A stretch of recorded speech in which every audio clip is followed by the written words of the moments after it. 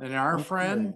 Well, I don't know whether I can say he's my friend or not. Okay. He's he's my nephew, Oh, and I love him dearly. oh, that's great. Uh, Dr. Ethan Brown, and he says, "Don't call me doctor, call me Ethan." Yeah. And he preaches in North Carolina, graduate of Harding, and good guy. And I've roped him in. He was teaching a class last hour, and he Hmm. came in here to be with us. Cut that class short, evidently. I did. What took them so long to get the Zoom, Charlie? I He got we have a recovery discipleship group that we do every Thursday night. Oh, It's called Forward for Freedom, yeah. and I left a group of guys from the rescue mission to come here. So uh, You work with people that are homeless people or people that are, oh dear. yeah, homeless and often addicted. It's a very transient community. There's a lot of turnover, so it's kind of challenging to build discipleship in folks that Yeah. you don't know how long you're going to have them. I see. Ethan And was right in the center of where the hurricane hit. oh yeah, Oh, So he's got lots of damage ooh. and they're You're ministering way in over that in way. that side of North. Okay, Yeah. I get the picture. yeah. Well, it's impacted a lot of people Oh, and continue. you wouldn't believe it. It's impossible to describe it. It's interesting that our immediate area was inconvenienced for like 3 weeks. But if you point your finger in any direction from where I'm sitting right now and go 15 minutes away, there's just total destruction. The places that are not there anymore. Chimney Rock will be rebuilt because the Chimney Rock's still there, but the Chimney Rock is a rock formation. It's very beautiful. Yeah. But the town of Chimney Rock's basically gone, just washed down to the earth and um, just all around here. It was amazing. It really not a good amazing, but I'm sure So when you read the story Macon Noah can, and the flood, you think of that. yeah, yeah. I mean, literally, it's catastrophic. Floods are gross. They really are. God bless your ministry. Oh, Yeah. thank you. Yeah, God Very bless you, brother. amen to that. Yeah. Yeah, we did disaster ministry for about 7 months. We did a lot of rebuilding, replacing. We had people that either were in our church or were affiliated with us that had heavy equipment, and so we were doing minor projects that the state wasn't going to get to for a while, and rebuilding bridges and helping How people. is that going? The funding We- and the thing, how is that going? Not going. Well, it depends on where you are and who you ask. Okay. It was not well handled by FEMA, in my opinion. Okay. I probably should not get on a soapbox, and Uh, honestly, I'd rather talk about it's God. hard not to. It's hard not to. It's very personal. Yeah, you Yeah, understood. your heart learns to yearn for somewhere else when you live for an extended period of time with what really is the real condition of the whole world revealed to you in a very real way. Yes. That the whole world's a disaster area. It's just that because it's spiritual and because the disaster runs mostly through human hearts far more than it runs through trees, that you can't see it, but when it's revealed, you go, "Oh yeah, yeah, I really don't want to be here. I'm designed for somewhere else, somewhere with And permanent brother, amen. reality. That's where I want to go. I really, Yes, sir. I want to love everybody here and do good things while I'm here, but man, I'm looking forward to something else. I Yeah. really am. Who is running this meeting? Who is You are right now. okay, well, how do I share? Am I able to share? Yeah, you should be able to share on your screen. So it says the host isn't allowing sharing for Oh, the it's not. This is where I asked Christy why. See, allow sharing. Is there anything I can do, Christy, on my iPad? Can you Just hit share. click him and allow him to share? I can make him host. No. Sure. You can host, let him share. That would Let me do probably that. work. Let me do that for you, and then I'll steal it back from you. That's fair. If okay, brother, I think you can do it. Okay, so I am going. Whoa, what is it doing? I clicked the wrong button. I clicked the AI companion. I don't want that. Okay, very good. So, can you see that file? Is it playing? The divine name. Very good. Excellent. Okay. So I what I want to talk about tonight is a passage of scripture that is probably my absolute favorite. It is the most profound self-revelation of God that we will get in the Old Testament. It's from the book of Exodus, chapter 34. The Hebrews will sing about this. It shows up anytime you run into someone singing about the God of steadfast love. They're singing about this name. The phrase steadfast love is shorthand for a much larger name. So I want to unpack that. Before I do, I want to spend just a little bit of time talking about what is a name? What is that? So do any of y'all know the meaning of your name? Repeat that, please.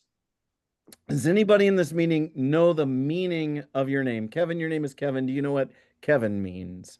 Or Charles, do you know what Charles means? Leader of the common people. Oh, great. Great. How do you know that? Uh, it came to me through some ancestry.com stuff. Okay, very good. Well, I'm handsome. That's what I. Is My, that is that what your name means? Yes. Okay. my mother got my name Alan out of a dictionary, she said, and it meant a hound. Oh, so you're a dog. So I ain't Okay. nothing but a hound dog. Are you crying all the time? Yeah, me and Elvis. Very good. Very good. Christy, I suspect your name is somehow related to Christ. My name is Christy Marie, and so it's woman of Christ filled with sorrow. Oh, Because wow. Marie is a derivative of Mary, Well, which is that's heavy. honest and That's well, that's very sad. But Christy is very pretty. Um, uh, so some of us know our names. Some of us are like, no, it's just my name. I think my name means strong, which I find a little silly, because I'm not a terribly strong guy. I know that I think it may have something to do with wisdom. Ethan shows up in the Bible as one of the guys that Solomon was smarter than. So I've always felt that was kind of impressive. But for the most part, we just don't consider a name to the meaning of a name. That's interesting. And if you're picking on a name out of a baby book and you read the name definition and you go, ah, I don't like that, then you don't use that name, right? But for the most part, we don't really think it's got all that much significance. I think I've got a hang on, there we go. I meant to have this on the screen while we were talking about our names. I have to make that joke while I'm talking about names, but not for very long. If you know the Princess Bride, then that's kind of funny. That's just silliness. But let me talk for just a moment about the ancient concept of a name because it's a little different than ours. When we think of a name, we think of something to designate and separate me off from the other humans, or perhaps the other ones in my family. So I'm Ethan, and that makes me different from my brother Richard.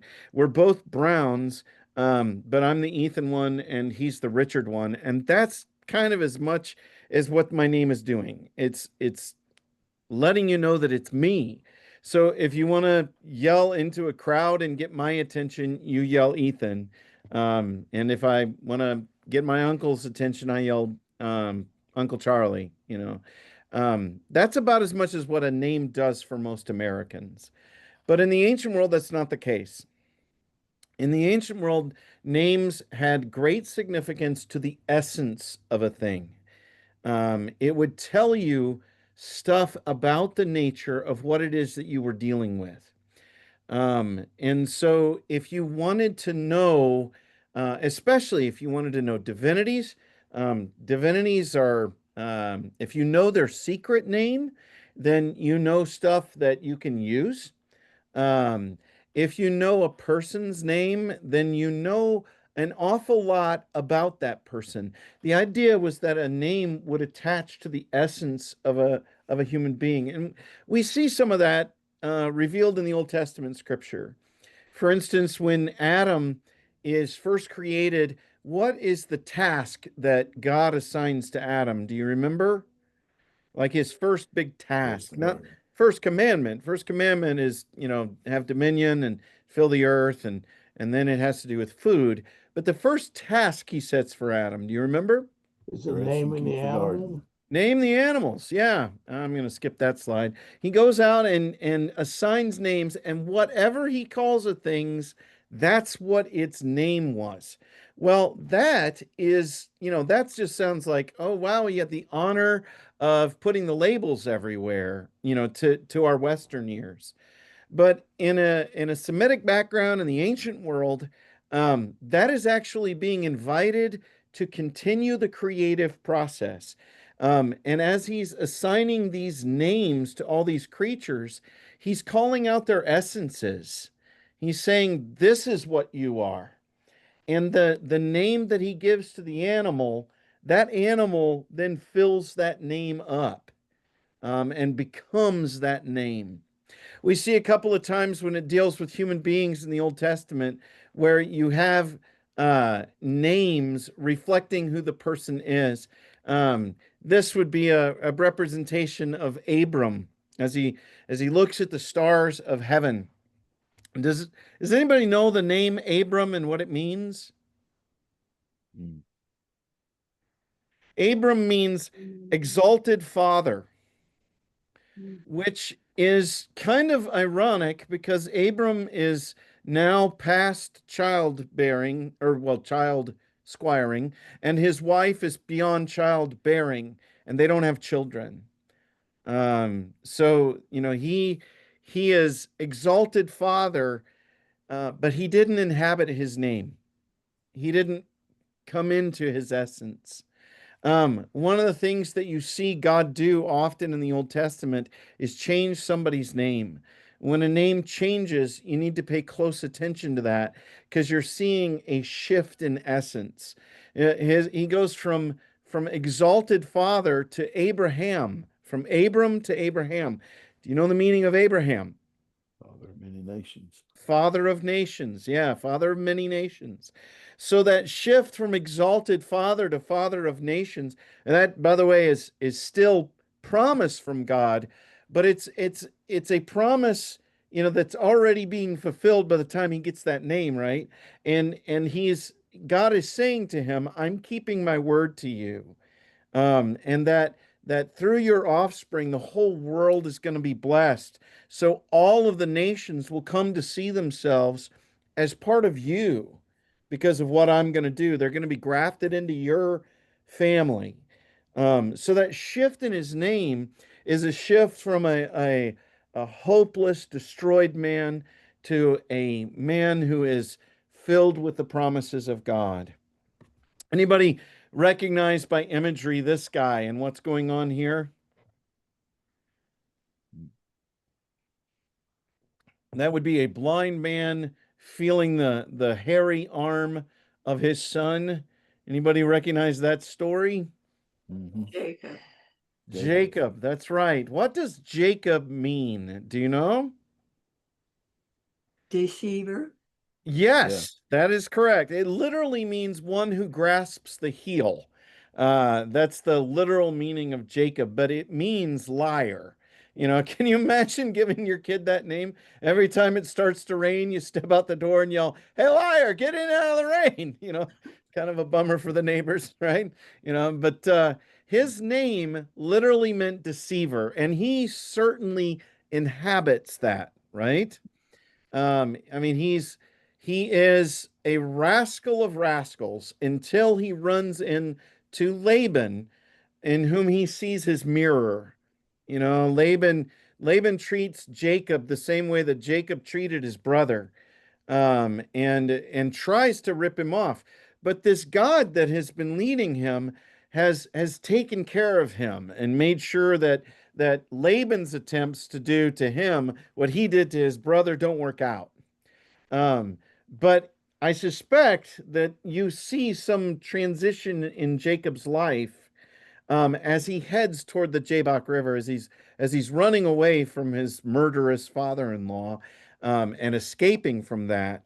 When he finally encounters the moment where he's getting his new essence. Um, Everybody, all of us here know the shift in his name. Am I correct? We went from Jacob to Israel. Israel, yeah, the one who contends with God, because you've contended with God and man and you've overcome. So he is a shift in essence. There's one in the New Testament too, where the Messiah looks at Simon and tells him, Simon, you are Peter, and on this rock I will build my. So Peter gets that new name because he's the one who recognizes Jesus as Messiah, and that stone is so important that that Jesus actually shifts the name of his disciple, and we generally don't know him by his given name. We know him by Peter, the rock. Um, we What I want to talk about tonight, though, is not the human names or the human naming, but God's name. I suspect we all know the name that we will refer to as the Lord, and how we got that. Um, what does that name, that unpronounceable name, what does that mean?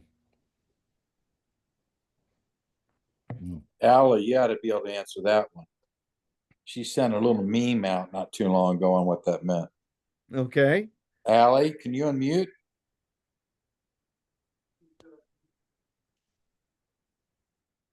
You're muted, Allie.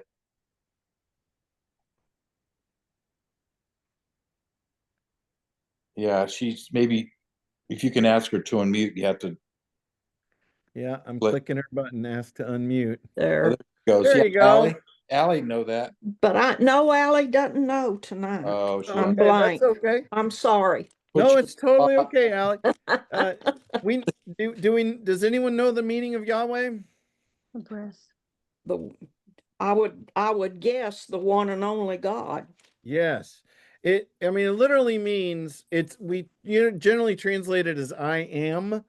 But it's bigger than that. It's, this statement of I am existence. who I am. I I exist. am who I am. I Yeah. am Be who who I would am. be. Yeah. It's a kind of a mysterious name, really.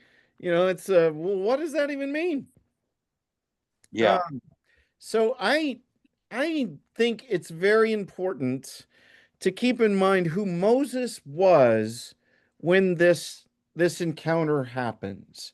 If you want to understand the name Yahweh or the name I am, because I think God is actually kind of smacking his servant here. Um, Moses, you remember, has been living with his father-in-law in the land of Midian for like 40 years before he encounters the burning bush. Before that, he had spent years in Egypt, and he had committed murder to drive himself away from there. But before that, he'd been a prince in Egypt, right? Well, what do you know about a prince? What is the job of a prince in Egypt? Oh, I'll go back. What is what is a prince supposed to wait to do? Be the king of the nation. Sure, absolutely. So he's got an older brother who's probably going to inhabit that job. But if you're the prince in Egypt in 14 or 1600 before Christ, whenever Moses was, Uh, what was Pharaoh to Egypt? And he's king, but what else is he? Well, he's God. He's God. Yeah. Yeah, he would be God incarnate. So Yeah. his son would be the son of a God, right? Yeah. And then Moses would be the adopted son of a God, right? Well, if you're not going to go to the throne, then you're going to get trained in all of the wisdom and all the information of this great world power. Egypt was kind of the big world power when Moses is there. And so Moses is going to be trained in lots of proverbial sayings and lots of understandings of science. But the big thing that was important to their culture was spirituality. And so Moses is going to be trained to be an Egyptian priest. Mm. Um, well, when Moses is there at the burning bush and he gets the name, how does he get that name? How does he get the name I am? He asks, well, who should I tell the people? Who should I say sent me? Now, that's not a values neutral question for Moses.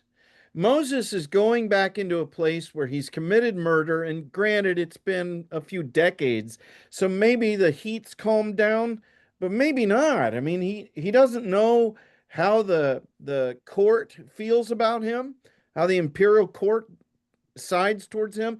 So if he shows up, maybe he's still got wanted posters, in the post office. I mean, he's gotta have some. So what he's doing is he's asking God, give me your name.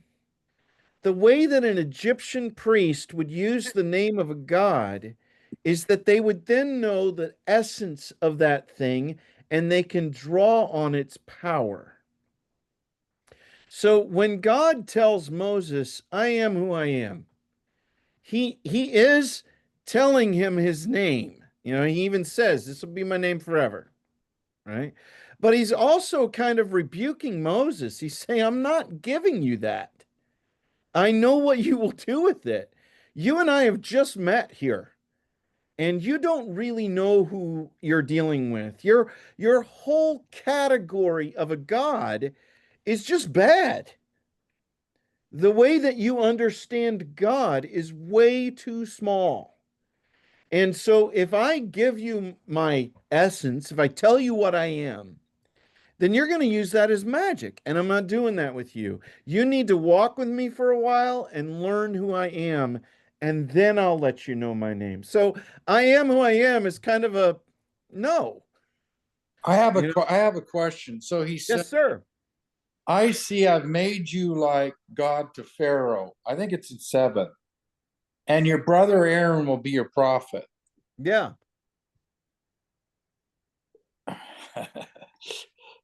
I don't know if that's where you're going, but Well, it's not. I mean, that is an interesting moment there. He said I think by that point he's starting to learn, right? But he's not gonna let him know his real essence until he's had time to see what God can do. What God is going to do with Moses is he's going to go against the imagery I've got on the screen. Those are gods. oh, I don't see that. It's not coming up on your screen, brother. It's Yeah. not? No, I to- don't see it. It's not there. You have to scroll over. Do you see a picture of like a humanoid figure Christy, go ahead. with a bird You head? have to swipe, Kevin. If you're on an iPad, you have to swipe. Oh, it's just me. Mhm. Okay. Oh, it's me. You have to swipe. Does everybody else see that also, or everybody else does I not? see it. I see it. That's why I'm not the host anymore. Okay, very good. Just swipe your screen, Yeah, I see Kevin. it. Okay, go ahead, brother. Sorry. Absolutely, no worries. So what God does is he takes on the gods of Egypt and he just wipes them out. The Nile was worshipped, frogs worshipped. There was a god named Hapi, believe it or not, that was a frog. It was the god of health, and instead it becomes a stink in their nostrils. They worshipped cows. That ended up being one of Israel's favorites because when the kingdom divides, what does the north worship? I think if you actually got their view of it, they're like, no, no, no, those are not our gods. That's the throne for God. But no, they worship cows. Cow. What does Aaron make out of the gold earrings? A cow. calf. You know, so when the cows all die, it's because an Egyptian god died, and the last one is the son of a god. It's it's every firstborn in all of Egypt, but it's the son of Pharaoh that matters. And so the people are delivered from oppression by the death of the son of a god. Hmm. So what you have from Moses through this is Moses watching God and his immense power to just decimate the world hegemon and to destroy its entire, all of its gods, just wipe them all out, right? So, the reason that God says no when he says, I am who I am and deal with that is because Moses would have tried to use the name of God to do power, maybe even try and control a divinity. God's not going for that. That would be this.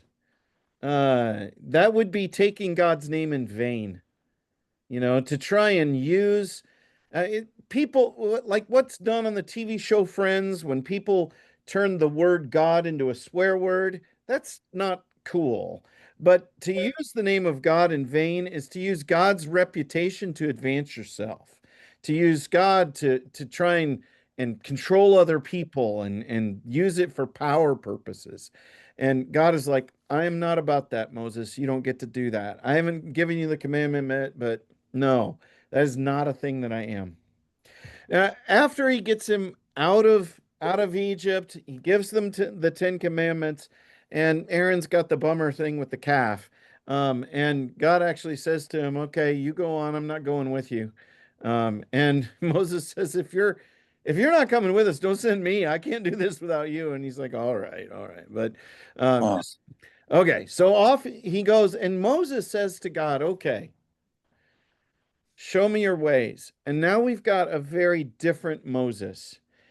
Because before, I think Moses was Moses the Egyptian priest, but going through the process of seeing God as rescuer and deliverer, he has come to know that, okay, God is incredibly powerful, so much stronger than anything in the spirit realm that we were ever talking about in Egypt.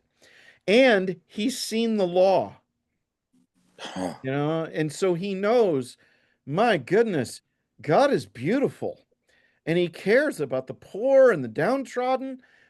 He's an amazing, this law is not like anything else.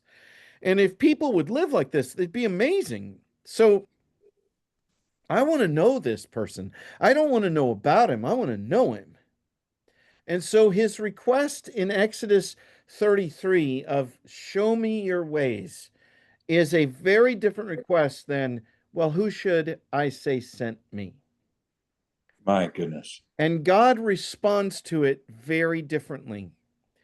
Because before he gave him an enigmatic name that didn't tell you all that much about his character. But in Exodus 34, he gives him a much different name. So this is a long name.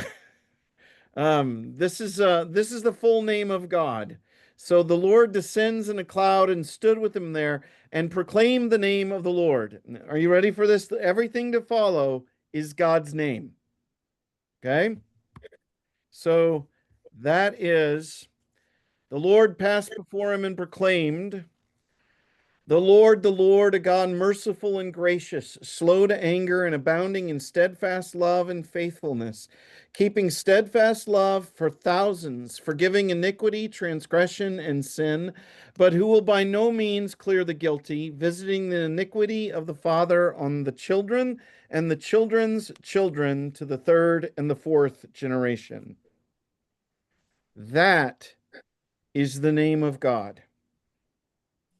And when Israel will sing about God, and they will say, they will sing about the God of steadfast love and faithfulness, they are grabbing those words to grab this.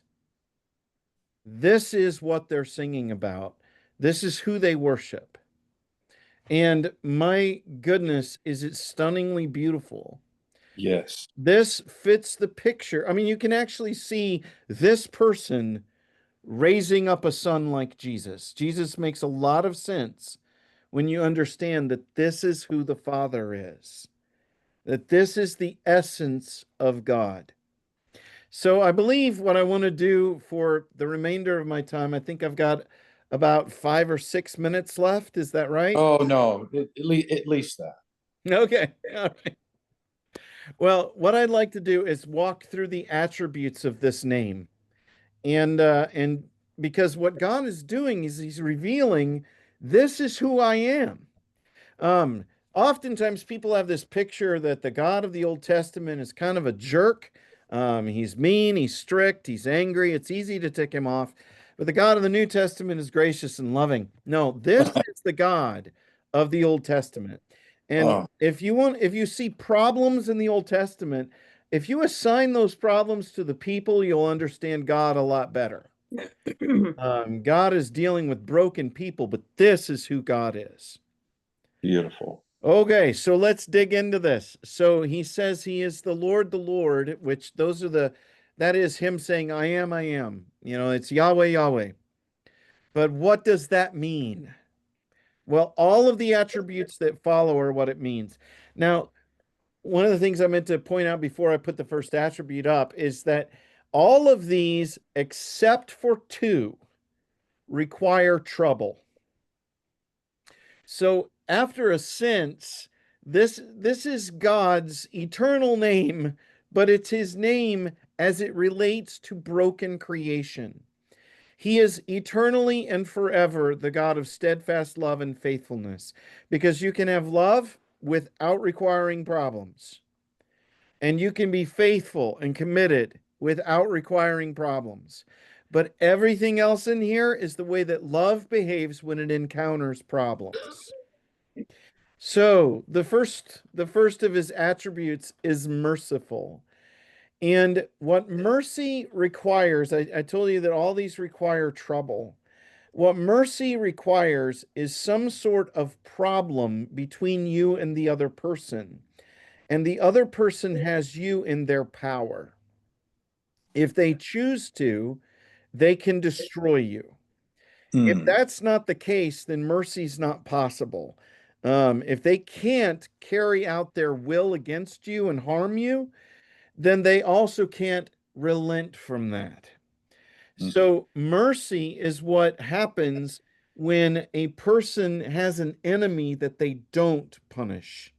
Mercy is what happens when they have someone who has insulted and offended them, and they are on the ropes or they are on the ground, and a hand is extended to help the enemy up.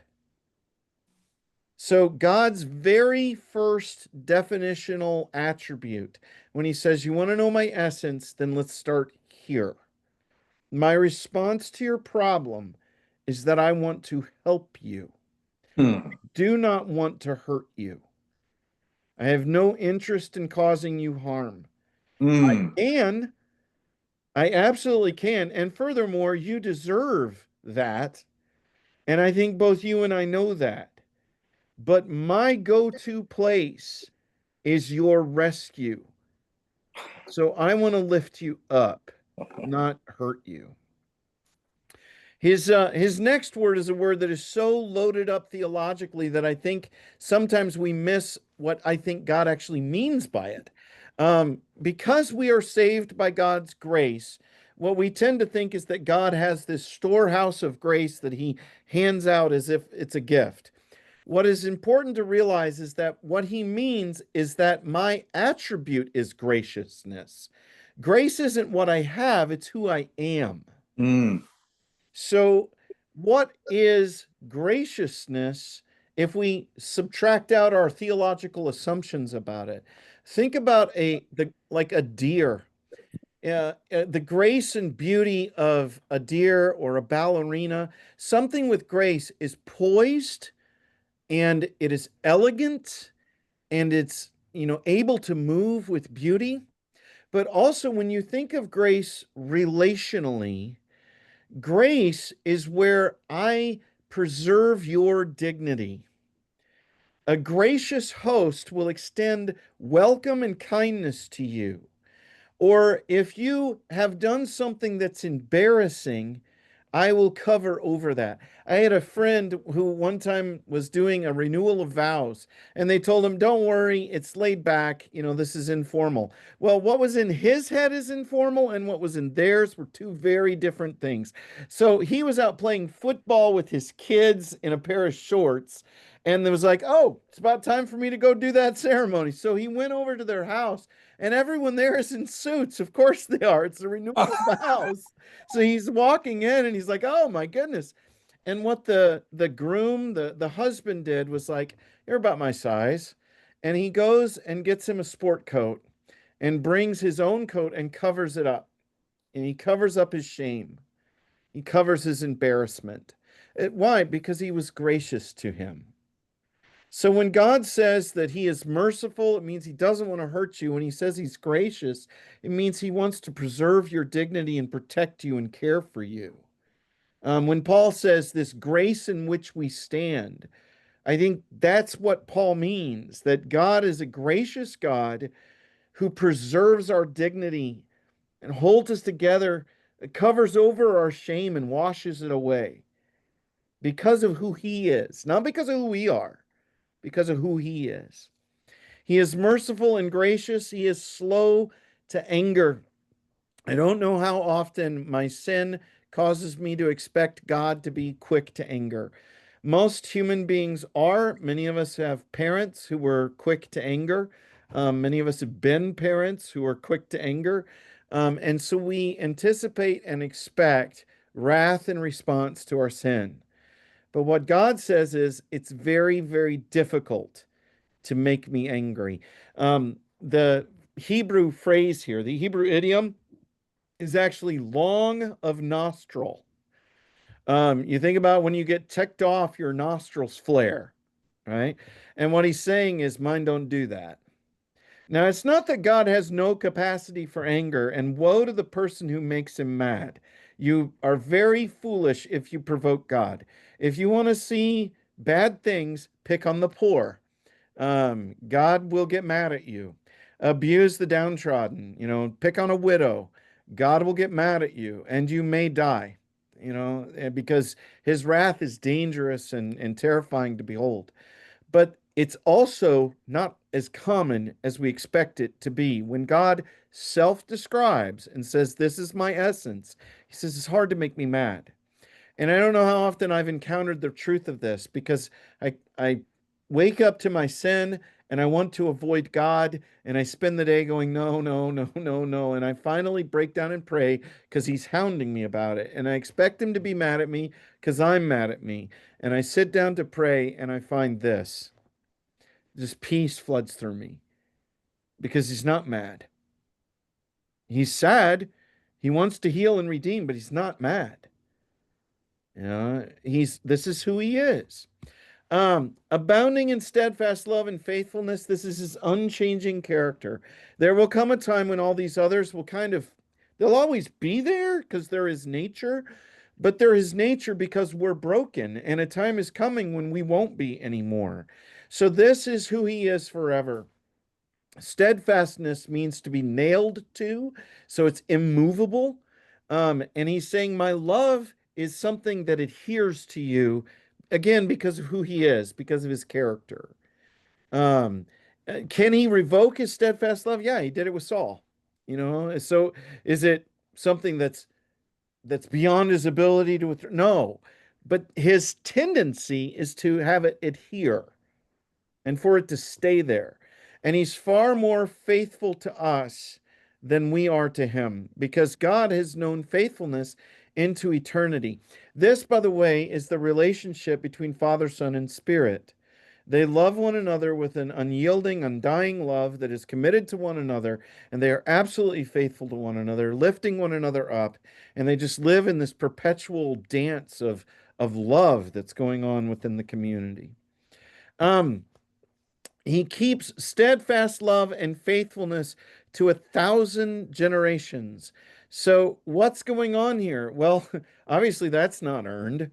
You know, that doesn't come from who we are, that comes from who God is and his relentless pursuit of people across from generation to generation.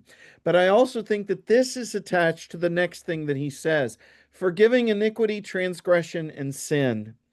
Do you know what a superlative is? Um, Good, better, best. Best is a superlative. You know, ugly, uglier, ugliest. Ugliest is superlative. It's the biggest one. Well, Hebrew doesn't have that. If you want to express something in a superlative, what you do is you repeat it. So you repeat, you know, holy, holy. And if you really want to emphasize that it's superlative, it's the most of that thing, you repeat it 3 times. Holy, holy, holy. So when the angels cry out that, they are saying, this is the most holy of all the holy things. And if you really want to emphasize it, you use synonyms.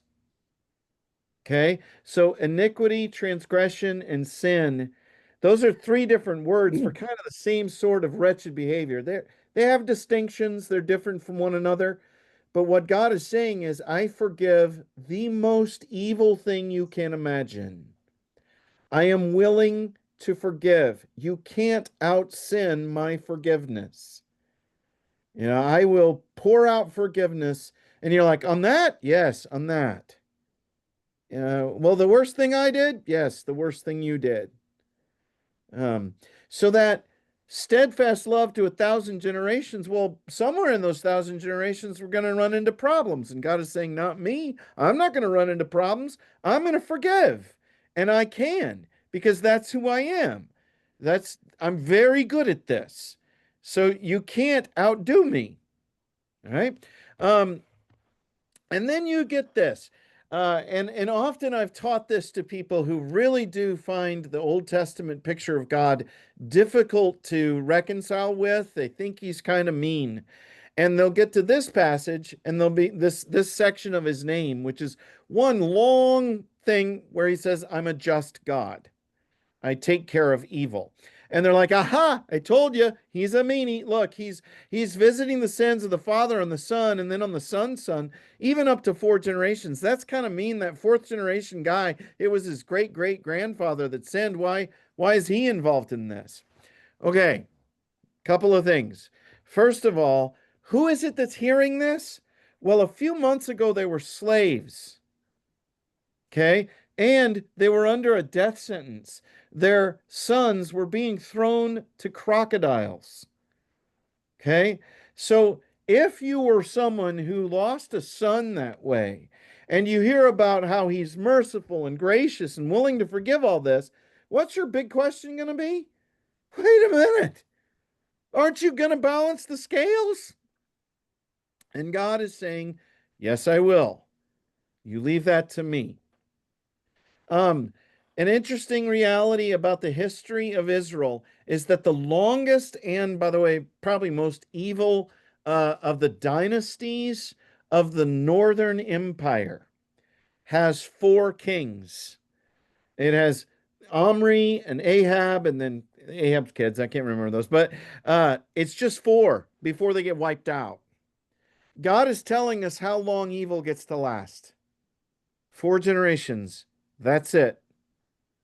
And ultimately, he's going to burn it up in himself. God is saying, let me take care of evil. I'm able to do it without becoming evil. If you need to seek vengeance, you're going to blow it. But I am able to take care of justice. Trust me. I think I got one more thing before we move on, and that's the idea of divine math. I want you to notice that he is faithful to 1,000 generations, but he's visiting this sin on 3 or 4. Many of us think God is really, really quick and ready to punish, but I want you to notice that according to the divine name, his go-to place is somewhere between 250 and 330 times more likely to desire to work through things than to punish. That he wants to work things out with his people. That's just who he is. He wants to bless and reconcile and make things right. He will do the justice path if he has to. but the mercy and the grace and the steadfast love, that's really who he is and who he wants to be in our lives. So I think that's kind of what I've got for tonight. I went, I think, a little longer than Uncle Charlie told me I got to. I'm sorry about that. That's not new for me. But I thought I would finish that and then say, okay, let's chew on that. What do y'all think? Good. I was not expecting that. That was, Yeah, ooh, that's going to take me 4 generations to digest. That is beautiful, brother. And using the name and understanding that the multi-generational thing was coming out of Egypt is not for all time. I mean, and then using those words, God is showing mercy is what mercy means. And caring for the homeless people, trying to overcome their resistance that you mean them no harm. This must be extremely difficult to approach people who are that lack that ability to be able to trust again.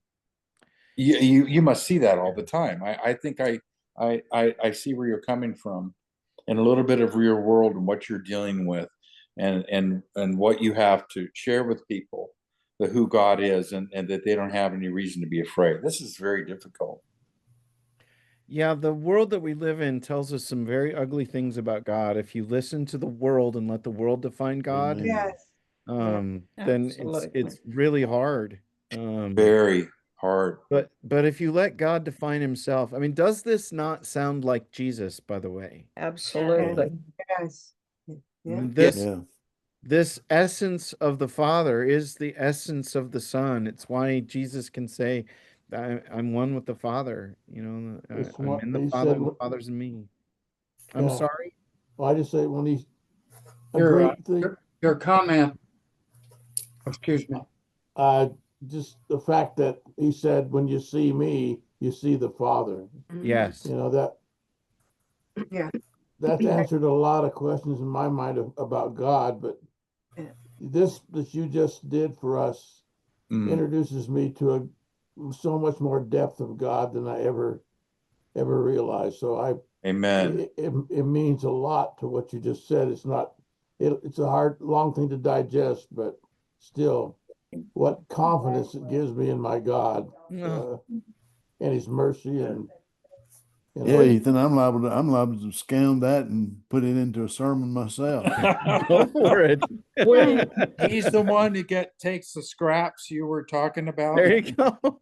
Yeah, Charlie does that. It's in Exodus. You can use that. So You're allowed. that's Jordy and my. Oh, wow. Wow. There's Did that Jordy. scare you at all? Does that bother Compared you? that to this? Oh, poor guy. We recently had a sermon on this at church, Oh, and the preacher pointed out something with grace that I had never heard before. I've always heard the unmerited favor, but he said that the root word that grace comes from is womb. And our Father, our God, our Jehovah Father, is like a mother to us in care. It's a feminine side of what love is and what grace is. Your children do wrong and you're disappointed, but you never throw them out of the family. You continue to love them. You offer them grace. And that's just what parents do. And I thought it was a rich layer that I had never realized. And I think the psalmist you defines God as like a mother. uh-huh. Yeah. So does Isaiah. Yeah. Yeah. So does Yes. Jesus. Hen gathering his chicks. Yeah. Is her Yes. chick. Yes. Yeah. It's almost as if both male and female are created in God's image. So there's absolutely, absolutely. Can you imagine such a thing? yeah. Who knew? Who knew? But I'm going to piggyback on you, Allie. go ahead. Am I on? So, Ethan, I was looking through my notes and I was writing furiously because I know we can listen to it later, but there's something about me looking at the transcription from you that I put down that just it sinks in more. But I think what you were saying, Allie, and about grace, I think that is what you said tonight, Ethan, is like the rich, it's all rich what you said, but for me tonight, just knowing about covering my shame and preserving my dignity means I am, it's that, like you're saying, the essence that we're worth it. Mm-hmm. And so thank you so much. Thank you so much. Glory to God. Yeah. You can't hear this lesson and not feel how valuable we are to God. Mm. And we're not able to understand that because we know who we are. But he knows who we are. And this is what he thinks of us. Yeah. I wanted, Ethan, I wanted to say something That's about the essence is we're the recipient. Our name written in heaven, our new name on the white stone, you know, is just thank you for bringing this tonight. You're welcome. Yeah, My honor to be here. Ethan, I lost my track of thought, but the one in 2 Corinthians 5 that says that in Christ God was reconciling. It was God that was doing it. Is he protecting us from this wrathful God of the Old Testament? And Jesus came and was our defense shield against an angry Father. And we have to take Jesus and get to know him, take him on faith that who he is based on his character and all of the things that you were talking about. Begin to trust him. And he says, my Father, I say those same scriptures you're talking about are okay because I say I'm okay. Start with me and work out those details, work backwards. Mm-hmm. And I think we have to work backwards into the Old Testament from Christ, because I don't think there's any other way. If we start there, we just, the Pharisees tried to get a picture of who he was and had no idea. You have no idea who God is. You don't know God because you don't know me. You don't know my Father. And then he tells them, trust me, look at the works that I'm doing and know that I am the one that the Father has sent, and start there. So I think Jesus is a great place for most people to begin. Oh yeah. And work from there. And one of the things that makes me sad is that so many people do think of God as this wrathful, angry God, and they'll misuse a few Old Testament scriptures where God has to do really difficult kind of surgery in his people, where God, I think, looks at this and says, okay, if I let that go on and it's not checked, it's going to lead to such distortion that it'll be really hard for me to reclaim the race. So like Nadab and Abihu or Uzzah, those are not typical behaviors of God. Yes. Those are like, oh, emergency surgery right now kind of behavior. That's a good But way. God's go-to behavior is what he says it is. And he's a beautiful person. Yes. Even in the Old Testament. That's right. All through the Old Testament, he's beautiful.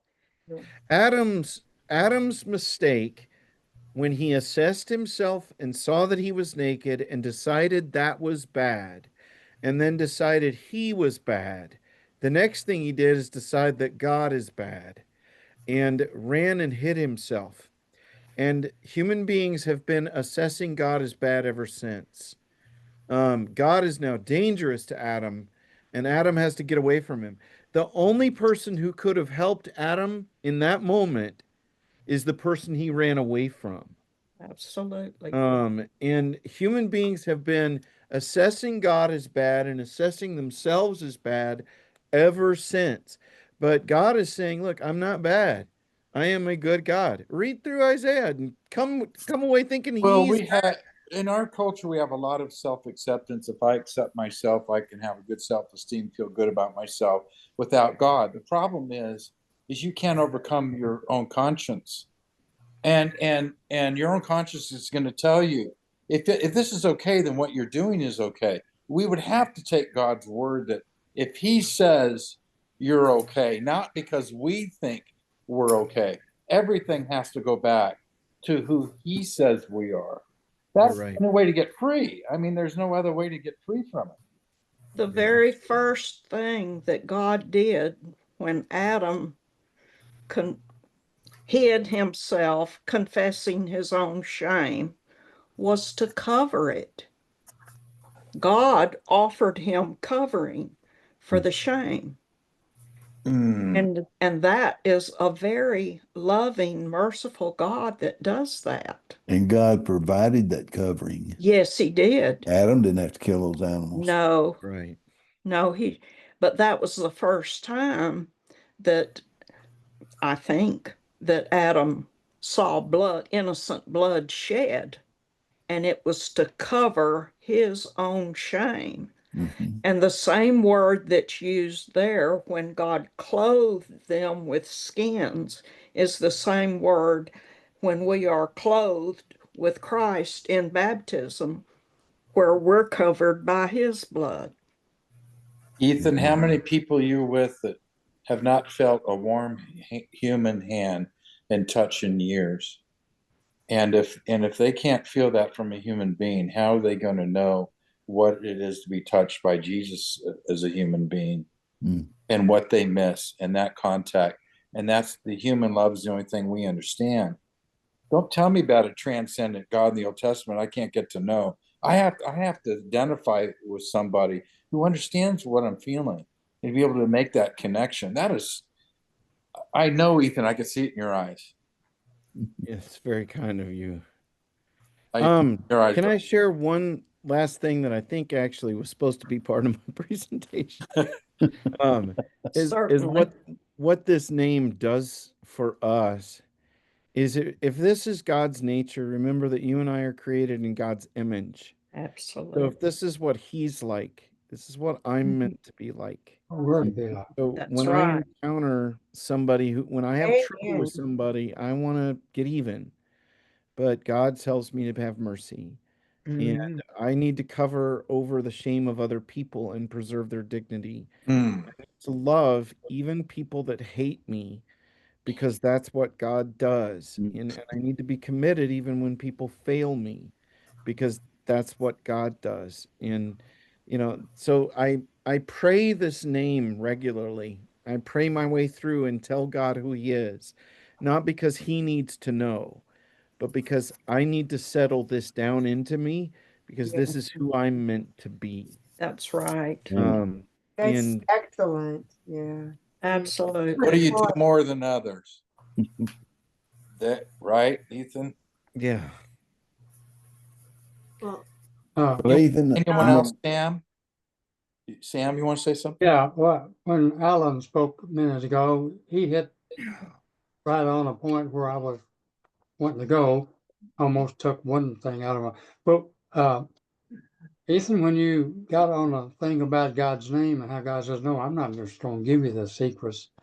You take it and use it your own way. You got to walk with me. He developed the idea that Moses was going to have to walk with God to ever even really know God. And even the point of after Moses is given the law, he still recognizes when God says, I'm not going with you. And Moses says, well, Moses now realizes I can't do all what teach me your way. And so you leap into the ministry of Christ and the whole ministry of Christ. He's developed. We have to unlearn all the stuff that we learned in the world and the way we think, and we're going to have to take it step by step and walk in obedience and to follow the Christ example.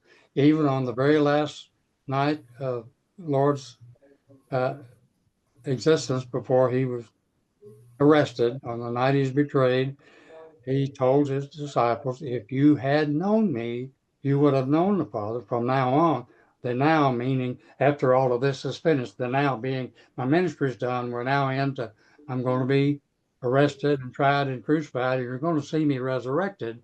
And then we're going to put all that together, and you're now going to know me from now on. And so, in his whole conversation that last night was, it's critical for you 12 men to love me as I have loved you. That's the kickoff for the kingdom. And if these men can't do that, the kingdom can't even get started.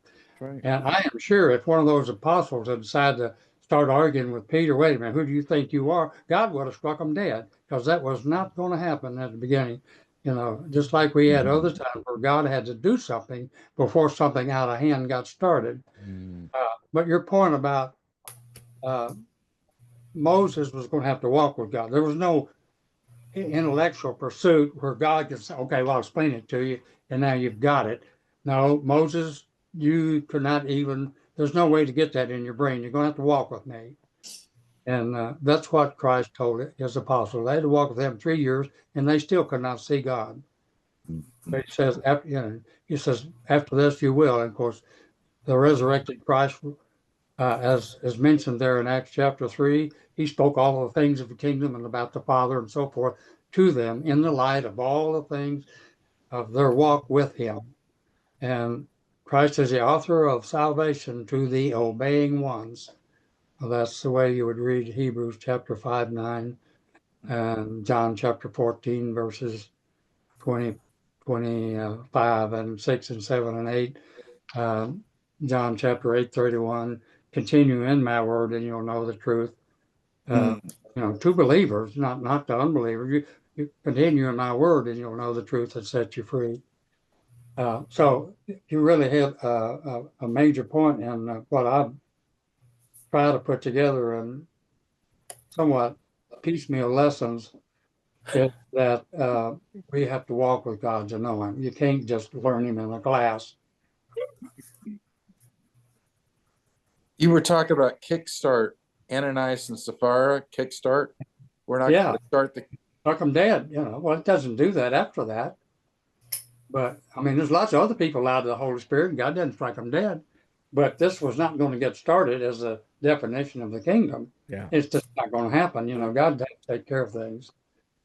We can't defy, right in the middle of what he's a germinating seed. I'm not going to let this happen to the seed. And sometimes we might find ourselves getting in the way of what God's doing, and it cannot go so well for us. Well, Kenny, they probably don't have a football game. Do you have anything? No, Ethan did a great job. Ethan, can you do next Thursday also? Oh yeah, next Thursday and the next Thursday. I wish that I could. I think I can do this about once a year without getting that is not the right answer. I'm so sorry. Kenny's the speaker next week. That's why he was asking. Oh, I got it. He puts the thumb screws on people. But it's a great job, Ethan. Yeah, that was. It was. You made the family proud, Ethan. Yes, thank you. Thank you. It's lovely. Thank you, Ethan. Yes, thank you Have very you taught much. this, Ethan, before? This particular lesson, or you obviously spent a lot of time on it? Yes. This is so I taught for 5 years at Lubbock Christian University. And this is one of the Bible department's conversation pieces there. We spent a lot of time in the 5 years I was there, kind of rehearsing the scripture and talking about what it means together. So you might know a guy named Kyle Massingale in Huntsville, Alabama. I'm not sure he put this material all together himself. I'm sure he got it out, but he gave several great talks on the names of God, and he had over 100, and he talked about it. He got all through this thing that you were just talking about tonight. So your lesson and his lesson, I'm sure you will have some more, were just made for a great gospel meeting. And his way of handling and get all those names of God and who God is and how you learn him. But Kyle Massingale, he's a lawyer, was a preacher for a while, and his stuff got a little too plain for some people, I guess, and he's not preaching now. He's back into his old job, but he's a fantastic Christian, and he's studied these things deeply. Do you like any of McGuigan's work, Ethan? I'm Jim McGuigan? Well, I knew him when I was in Massachusetts. Oh, well, that says everything. Yeah, and I love that guy. That's it. Then Billy McGuigan, is his nephew. Yes. I know you know Billy, and Yeah. Billy is who I was thinking of. I'm so Yeah. sorry. Billy, yeah. about 6 months Thank ago, you, so Christy. Billy was here in Abilene with Jordy, and I had said to Dad not too long before that he was here, something about Jordy reminds me of Ethan.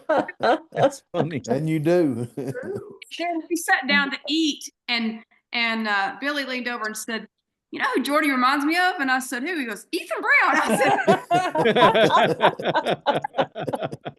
Similar Oh, lives.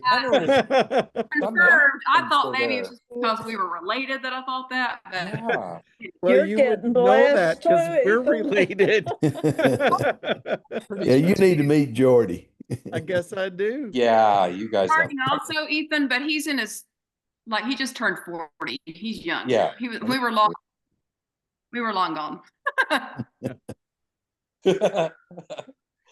Thank you all. Have a good week. Anybody Thank else? you, Ethan. Thank you It's much. an honor Yeah, to be Ethan, with for y'all. taking your time. I know this is. Absolutely. Yeah. Thank you so Ethan. much. This is so much fun. I'm very jealous of y'all. Oh. Every It's a Thursday night, blessing if to you make it. us. Yeah, here we are. We're on YouTube. I post all the time, Ethan. Oh, awesome. Yeah. Very good. You can go there anytime. Good night, everybody. Love you, brother. Good Good night. night, everybody. Thank you so much.